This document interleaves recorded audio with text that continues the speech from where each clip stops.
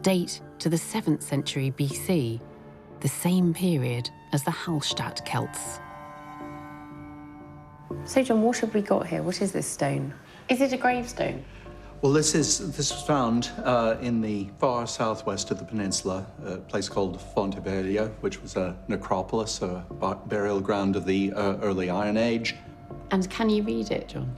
This bit, Logobol, the first word, looks very much like dedications that we have in northwestern Spain of Lugubol. And these are dedications to the Celtic god Lugh. Nirabo probably means something like to the chief men. So we have to the gods Lugh and to the chief men is the opening of this inscription. Logon, I think up here, I think this might be the word for burial, because we get a very similar word in northern Italy in a Celtic inscription probably about 500 years later. So this looks like a Celtic word written in stone? It looks like a Celtic, I mean, it's a Celtic name and it looks like it has a Celtic inflected ending on it. So it's grammatically Celtic and it's etymologically Celtic. And it still has links to extant Celtic languages, to Celtic languages spoken by living people. Oh yeah, that's how we know. I mean, that's sort of by definition. This is how we decide something is Celtic. John thinks that this is an ancient language written down using the alphabet of the Phoenicians, Mediterranean seafarers who reached the Iberian Peninsula as long ago as 900 BC. But although this language has been written using that alphabet, it's not Phoenician. It's Celtic. This early Celtic has clear links to later Celtic languages spoken in Britain and Ireland, such as Gaelic, Welsh, and Cornish. And John believes that Bronze Age traders and seafarers used this Proto-Celtic as they traded silver, copper and tin up and down the Atlantic coastline, from Portugal to northern Spain, Brittany to Ireland, and the West Country. And for me, this is really exciting because this is new. This idea is turning what we think about the Celts totally on its head. Instead of thinking about a migration out of Central Europe, we've got something really interesting happening on this Atlantic fringe, something that could actually be the origin of the Celts. This new theory suggests that rather than being invaded by Iron Age Celts, our Celtic heritage arrived in Britain during the Bronze Age, using a very different mechanism. So, my Celticness might have much more to do with the exchange of ores and ingots than with the blood and gore of a raiding party. And if that's true, then Britain and the far west of Europe may have had much more influence on the spread of Celtic culture in Central Europe than was previously imagined. And there's a fascinating piece of evidence to support all of that.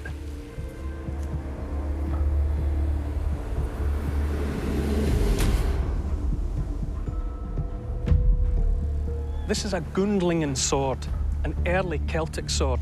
It has this elegant leaf shape, then it sweeps back into a big, broad pommel. It's typically Celtic. Now, a generation ago, swords like this were cited as evidence of the spread of the Celts into the West from Central Europe. So you'd find them made of iron all over central Germany and France. But recently, archaeologists have been finding lots of swords like this in Britain, made of bronze, just like this one. They're from the early 8th century. They're before Hallstatt.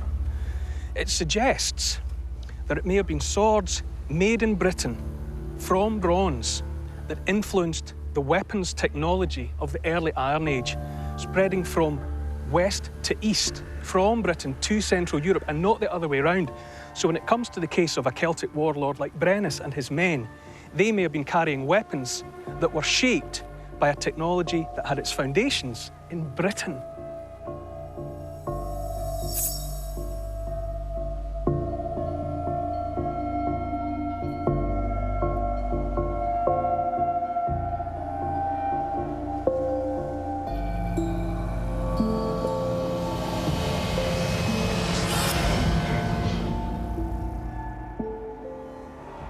In 387 BC, for the first time, the Celtic and Roman worlds had clashed at the Battle of Allia. According to the Roman historian Livy, 20,000 legionaries had lost their lives that day, leaving the city of Rome at the mercy of the Celtic army, under the command of Chief Brennus.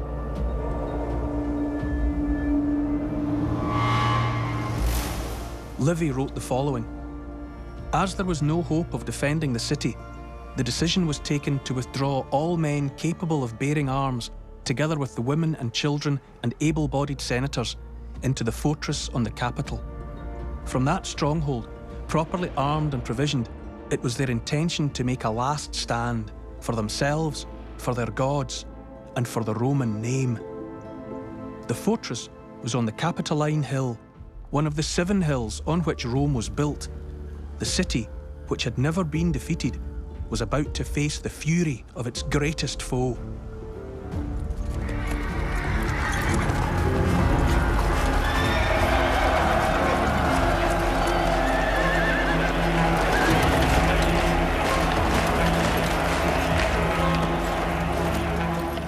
Livy wrote, "Then news came that the Gauls were at the gates, and all too soon cries like the howling of wolves and barbaric songs could be heard."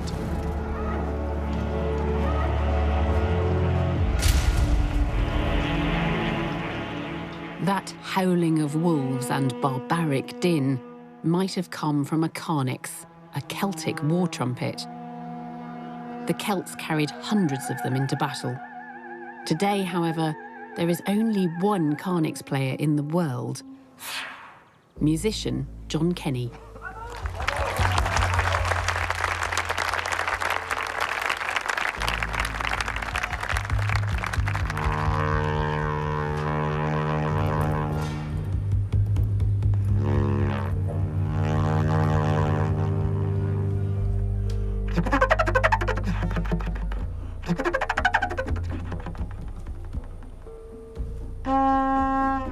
The carnix clearly was used to strike fear into enemies in battles. The sound is made in the same way that we activate a modern trumpet, trombone, French horn, tuba. You vibrate your lips.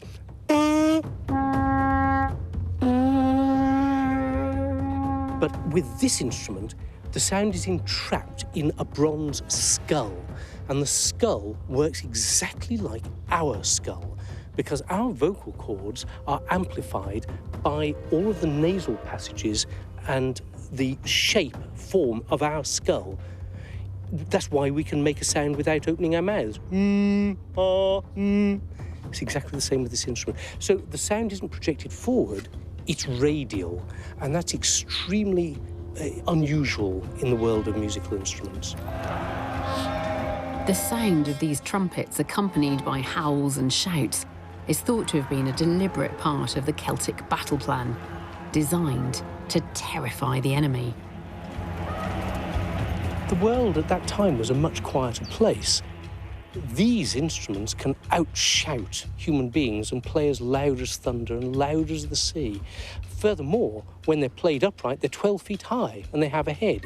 So if you see 12 or so of these coming out of the mist in the morning, screaming like mad, it's quite possible to imagine you're being attacked by a race of giants.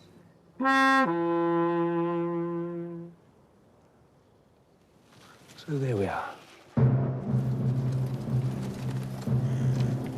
By the time the Celts entered the city of Rome, its citizens had either retreated to the Capitoline Hill or fled.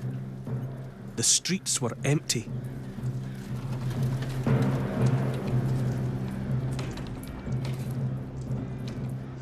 Livy tells us that the Celts came across a mansion belonging to Roman nobility and found the doors open. Suspecting a trap, they entered cautiously. But the only thing waiting for them was a group of elderly Romans sitting motionless in an act of silent defiance.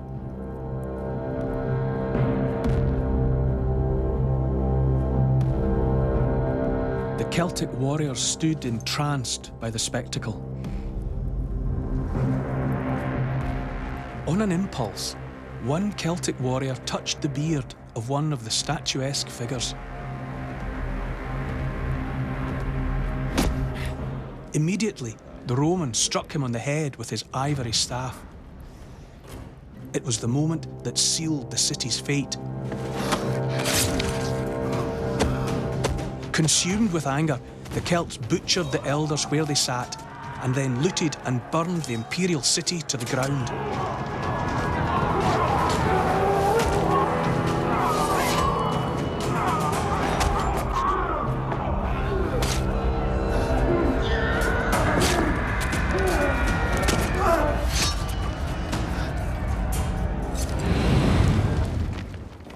Eventually, faced with the prospect of starvation or slaughter, the Romans trapped on the Capitoline Hill had no choice but to surrender, agreeing to pay the Celts a ransom in gold. The commander, Quintus Sulpicius, who had led the Roman army to defeat at the Battle of Allia, agreed to negotiate a settlement with the Celtic warlord Brennus. They agreed the sum of £1,000 in weight in gold, a colossal ransom for a city already ravaged.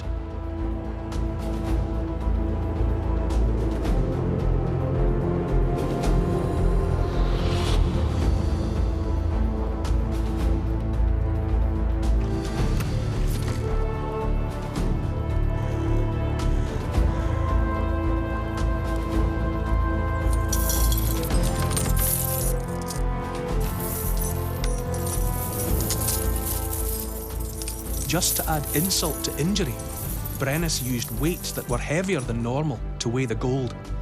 It was the second time he'd outwitted Sulpicius. When the Roman commander objected, Brennus flung his sword onto the scales, shouting, "Vae victis!" Woe to the vanquished!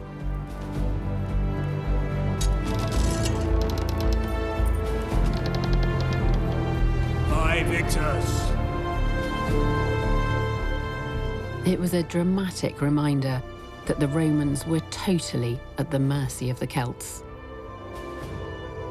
In the years that followed, Rome was rebuilt and defended by a new impregnable barrier, the Servian Wall. It was a permanent reminder to its citizens of their defeat at the hands of the Celts. They were resolved never to let their city fall again. Next time, 300 years later, we discover the golden age of the Celts and their expansion to the furthest reaches of Europe and beyond. In France, Rome's greatest military general, Julius Caesar, is challenged by a warrior king commanding an army of 250,000 men. At stake is the survival of the Celtic heartland of Gaul.